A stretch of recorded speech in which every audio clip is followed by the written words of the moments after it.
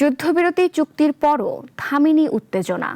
চুক্তি লঙ্ঘনের অভিযোগ তুলে একে অপরের বিরুদ্ধে ফের হামলা চালিয়েছে যুক্তরাষ্ট্র ও ইরান।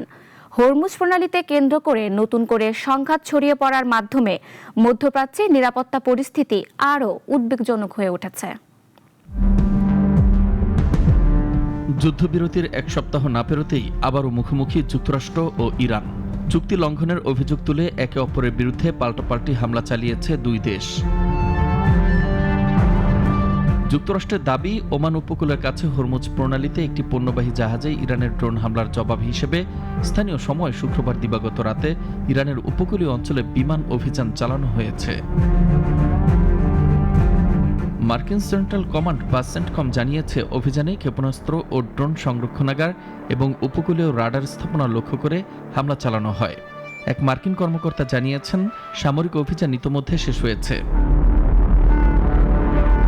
অন্যদিকে ইরান জানিয়েছে, দেশটির দক্ষিণাঞ্চলের সিরিক বন্দরের জেটি সংলগ্ন এলাকায় একটি ক্ষেপণাস্ত্র আঘাত এনেছে। এর জবাবে মধ্যপ্রাচ্যে মার্কিন সামরিক স্থাপনাগুলোতে পাল্টা হামলা চালিয়েছে ইরানের নৌবাহিনী বলে দাবি করেছে তেহরান। মার্কিন প্রেসিডেন্ট ডোনাল্ড ট্রাম্প জাহাজ হামলার জন্য ইরানকে দায়ী করে এটিকে যুদ্ধবিরতি চুক্তির লঙ্ঘন বলে মন্তব্য করেছেন। সেন্টকমও বলেছে, বাণিজ্যিক নৌ পরিবহনের বিরুদ্ধে ইরানের আগ্রাসনের জবাব দিতেই এই অভিযান চালানো হয়েছে। একই সঙ্গে হরমুজ প্রণালী দিয়ে চলাচলকারী বাণিজ্যিক জাহাজের নিরাপত্তা নিশ্চিত করতে সহায়তা অব্যাহত রাখার কথা জানিয়েছে ওয়াশিংটন। মার্কিন ভাইস প্রেসিডেন্ট জেডি ভ্যান্স বলেছেন, যুক্তরাষ্ট্র যুদ্ধবিরতি চুক্তি মেনে চলছে, তবে সহিংসতার জবাব সহিংসতার মাধ্যমে দেওয়া হবে বলেও সতর্ক করেছেন তিনি। এদিকে ইসলামিক রেভলিউশনারি গার্ডস কোর বা IRGC দাবি করেছে, যুদ্ধবিরতির শর্ত অনুযায়ী হরমুজ প্রণালীতে জাহাজ চলাচলের নিয়ন্ত্রণ ইরানের হাতেই রয়েছে।